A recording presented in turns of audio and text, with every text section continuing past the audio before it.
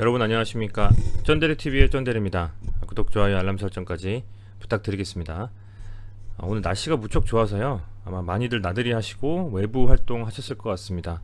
모처럼의 이제 코로나임에도 불구하고 확진자 수는 크게 지난주와 대비해서 대동소이합니다만 크게 변함이 없습니다만은 날씨는 상당히 좀 좋아진 것 같습니다. 마치 코로나가 없는 봄을 맞이하는 듯한 느낌이었습니다. 근데 그런 와중에도 아직 전 국민적으로 코로나와의 싸움은 계속되고 있고요.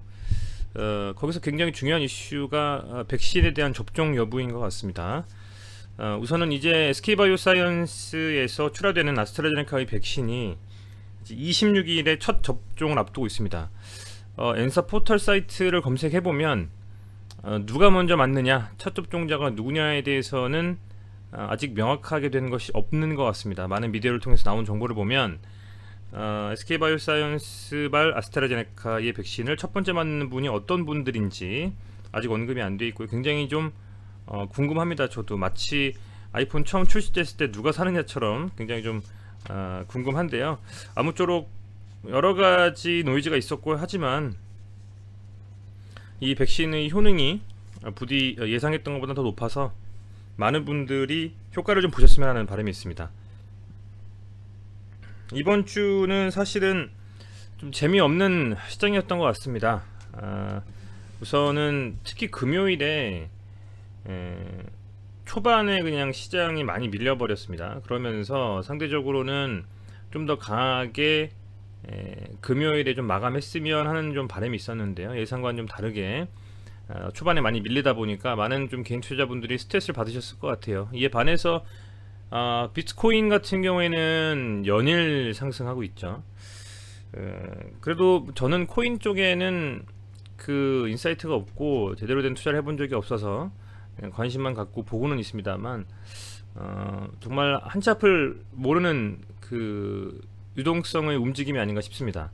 워낙 자금이 많이 넘치고 있기 때문에 부동산을 막아놔버리는 우리나라의 특성상으로 이게 코인과 주식 왔다 갔다 하면서 소위 말하는 수급 쏠림 현상을 보여주고 있다, 이렇게 판단이 되고, 그럼에도 불구하고 지난주 아쉽게도 이렇게 주식시장이 많이 상승하지 못한 것은 인플레이션에 대한 어떤 전 세계적인 이슈, 그리고 중국 춘제, 그리고 우리나라의 구정이죠. 2월 11일부터 2월 17일까지였습니다.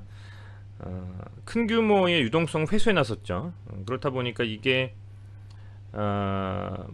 사실 그 중국인민은행이 18일에 공개시장 조작을 통해서 약 44조 유동성을 회수를 하다 보니까 조금은 이제 중국에서 유동성 회수에 나선 것이 아니냐, 그런 좀 불안한 어떤 시장 환경에 대한 어떤 중국 시장이죠. 그런 이슈 때문에 우리 시장에서도 그런 좀 여파가 있었던 것 같습니다. 이런 것 같아요. 시장에 예수금이 넘치고 어떤 유동성이 넘치고 그런 자금들이 투자에 들어가서 개인 차이는 있겠지만 수익을 내기도 하고 손실 내기도 하는 그런 진폭이 커졌는데, 중국에서 먼저 자금을 회수하는 어떤 움직임이 벌어진다? 그렇다라는 건 당연히 유동성을 축소하는 거니까 시장에서는 불안함으로 작용할 수가 있죠. 특히 재테크 쪽에 자금이 쏠린 부분이 워낙 많기 때문에 아마 중국도 크게 별반 다르진 않을 거라고 보고 있어요. 그래서 그런 부분이 시장에서 많이 밀렸었다라는 생각들 좀 듭니다. 그런데 그럼에도 불구하고 다행인 것은 지수의 차트를 보면요, 지수의 차트를 보면 주말을 앞둔 이 금요일에 분봉상으로 코스피는 많이 밀렸습니다만, 이게 지금 보시면 2월 19일에 오전 9시부터 3시 반까지 장중 3분봉 차트인데요. 여기서 3000포인트 언저리까지 빠졌다가 반등을 해서 3100포인트까지 올려버렸어요. 그래서 일봉상으로는 아래꼬리를 좀 단 거래량이 터진 양봉이었다. 사실은 전일까지만 딱 봐도 전일까지 거래가 좀 터졌던 상태였거든요. 근데 이게 이렇게 밀렸다가 아래꼬리를 좀 달면서 망치형 양봉, 거래량이 터진 양봉이 나왔기 때문에 그만큼 시장에서는 주말을 앞뒀습니다만 추가적인 좀 상승을 예측할 수 있는 듯한 느낌, 좀 그런 움직임이 보여줬다. 추가적인 상승이라는 것은 이제 다음 주를 저는 말씀드리는 겁니다. 그래서 조금은 다음 주의 시장에서 특별한 악재가 없다면 기대해 볼 만하지 않는가? 뭐 이렇게 생각이 되고, 순매수를 봐도 그렇습니다. 이 순매수가 코스닥을 보면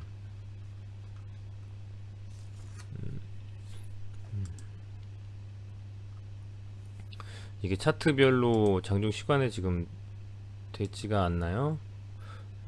코스피에서 보면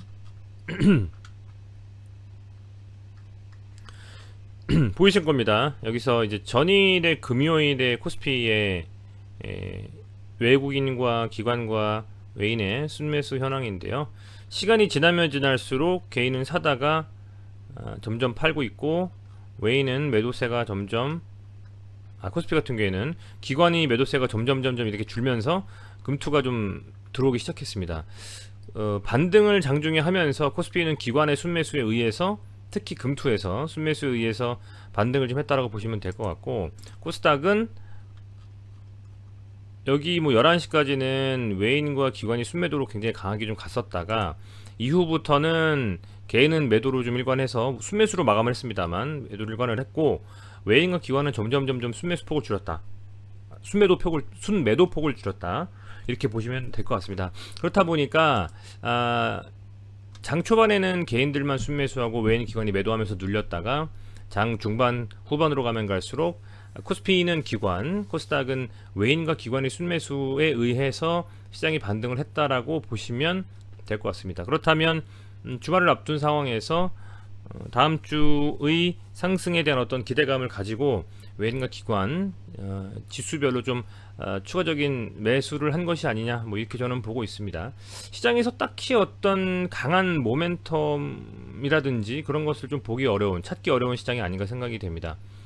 뭐랄까요, 뭐 쿠팡이라는 이슈도 있었고요. 주말간에 뭐 기타 딱히 딱 떠오르는 이슈라고 한다면 뭐가 있을까요? 뭐 특별히 뭐 없는 것 같아요. 그저 이 4월 7일에 서울시장 선거에 대한 기사들이 대부분이었던 것 같고, 정치권의 이슈죠.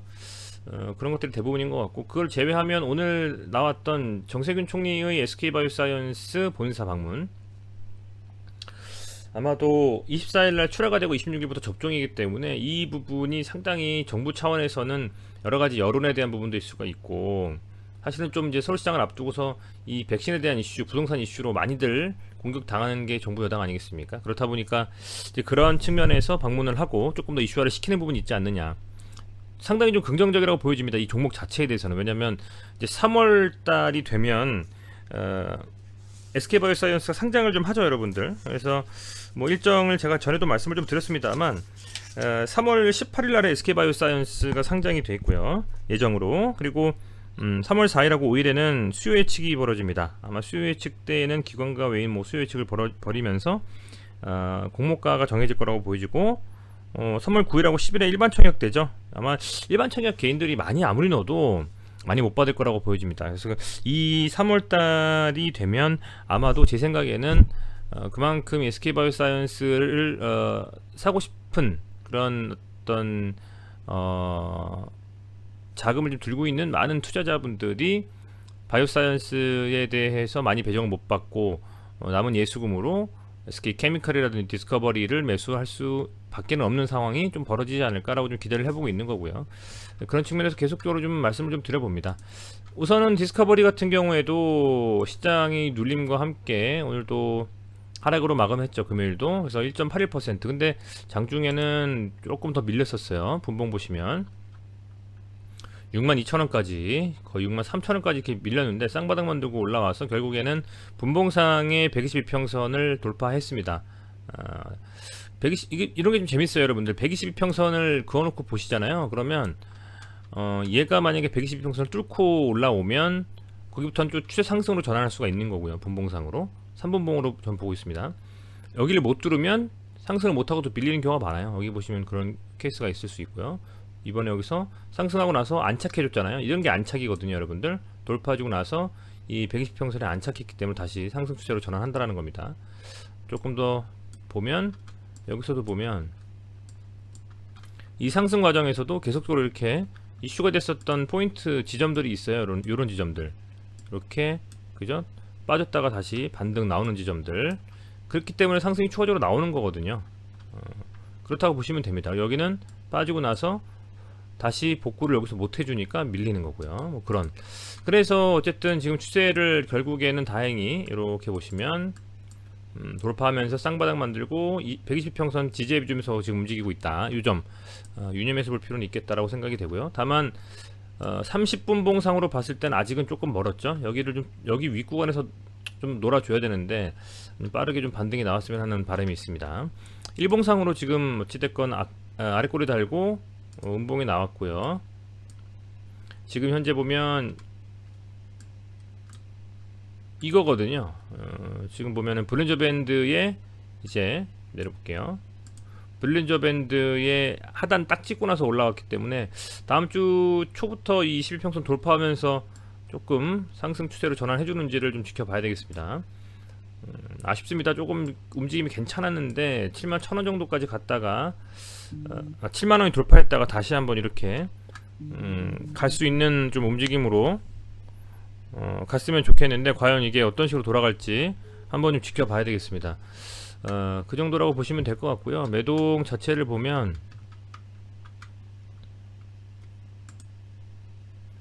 외인들과 기관의 매수가 계속적으로 좀 되고 있어요. 그래서 연기금이 또 기관에서 많이 팔았기 때문에 뭐 연기금 하루 이틀 파는 게 아니라서 크게 이슈화가 없다라고 저는 생각은 하고 있습니다만 외인이 지금 이때 이렇게 70억 정도 들어온 순매수를 다 나가고 뱉어내기 때문에 CS증권에서 매도가 좀 심했어요. 그래서 이게 좀 아쉬운데 과연 이런 추세를 바꾸면서 외인들이 다시 한번 들어올릴 수 있을지. 사실은 외인이 요즘에 뭐 단기적으로 샀다 팔았다 하면서 시장을 종목별로 올리는 것 같기는 합니다.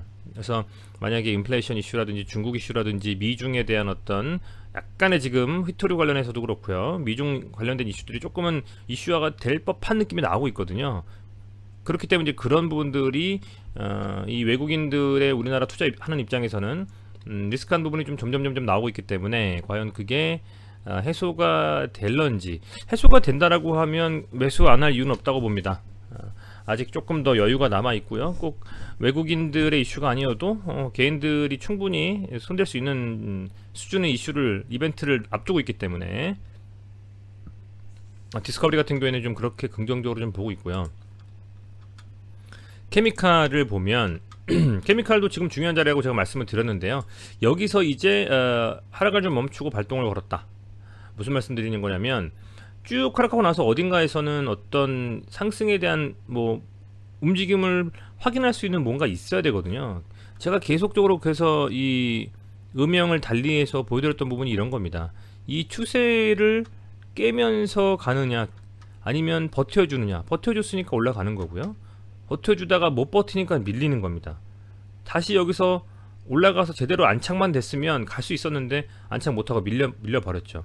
이 상황에서 보면 이제 지지와 저항으로 다시 돌아가서 보면 여기서는 한 36만원 정도 라인을 이렇게 지금 중요한 지지로 보고 혹은 또 저항으로 보고 계속 움직여 왔어요. 8월부터 뭐 올해 2월까지요. 여기가 이제 아래꼬리를 좀 달면서 양봉 뽑았다는 말입니다. 1.62% 상승 마감했거든요. 장중엔 다이나믹 했습니다. 장중에는 보시면 얘도 지금 거의 뭐 보시면은 한 4% 가까이 하락한 거죠. 근데 이거를 갖다가 돌려 세우면서 이렇게 지금 양봉으로 마감을 했기 때문에 거래량이 좀 터지면서 그죠? 거래량이 많이 안 터졌네요. 그죠 여러분들? 거래량 조금 덜 하고 약간의 신뢰도가 낮은 정도 수준의 양봉이지만 아래꼬리 달면서 충분히 저가 매수세가 들어왔다라고 볼 수 있는 그런 움직임이었다. 그래서 여기서 이 37만원 정도를 안착해주면서 추세 전환이 되는지 그렇게 해서 궁극적으로는 45만원의 돌파를 다시 한번 시도해서 넘어갈 수가 있는지 그 부분을 유념하시면서 보시면 좋을 것 같아요. 매동을 보면 그래도 이 케미칼은 먼저 외인이 좀 들어왔네요. 그죠?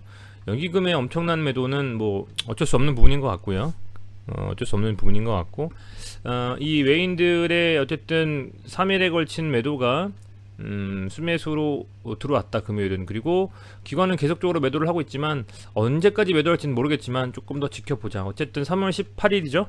3월 18일이라는 이벤트를 앞두고 나서 제가 예전에도 SK바이오팜을 같이 엮어서 설명을 드릴 때 아시겠지만 이제 SK바이오팜도 상장을 했을 때 SK바이오팜을 다 받을 수가 없으니 SK 쪽에서 나름대로 이렇게 수혜를 좀 봤었습니다. 이건 SK의 그 일봉 차트거든요, 여러분들. 한번 볼게요. 이때였습니다. 이날이 SK 바이오팜의 상장일이었어요. 이날이, 요날이요. 그리고 이 전부터 보면 수요 예측부터 시작해서 뭐 그런 이슈들이 많이 있지 않습니까? 수요 예측부터 시작해가지고 공모가 산정이라든지 아울러서 일반 청약 그 기간 동안에 많이 올랐어요. 이런 부분을 분명히 수혜를 받을 수 있다라고 저는 보고 있기 때문에 반짝 이렇게 할 수도, 반짝이라고 볼 수도 있겠습니다만 그래도 분명 안 나올 이유는 없지 않을까. 어떤 상승이 저는 그렇게 좀 보면서 계속적으로 좀 살펴보고 있습니다. 부디 좀 많은 분들이 관심을 가지고 계신 종목이기 때문에 예측보다 훨씬 더 많은 상승으로 구독자분들께서 즐거움을 느끼셨으면 좋겠네요. 어쨌든 다음 주부터 조금 수급이 들어올지 어떻게 될지 매일매일 좀 트래킹을 하면서 같이 여러분들과 재밌게 살펴보는 그런 영상 만들도록 하겠습니다. 네, 시청해주셔서 감사드리고요. SK바이오팜에 대한 SK바이오사이언스에 대한 이슈가 주말간에 이제 포털 사이트를 좀 달구고 그런 이슈들이 실제로 주가에 좀 반영이 되면서 수급이 들어오는 그런 움직임이 나오는지 아니면 그저 그런 상태로 이번 이벤트가 마감이 되는지 한번 지켜보시면 좋을 것 같습니다. 네, 다시 한번 시청해주셔서 감사드리고요. 날씨는 따뜻해졌지만 계속적으로 코로나 변이에 대한 이슈들이 계속적으로 조심해야 될 부분인 것 같습니다. 그래서 여러분들 모두 건강 항상 조심하시고요. 즐거운 주말 되시기를 바라겠습니다. 감사합니다.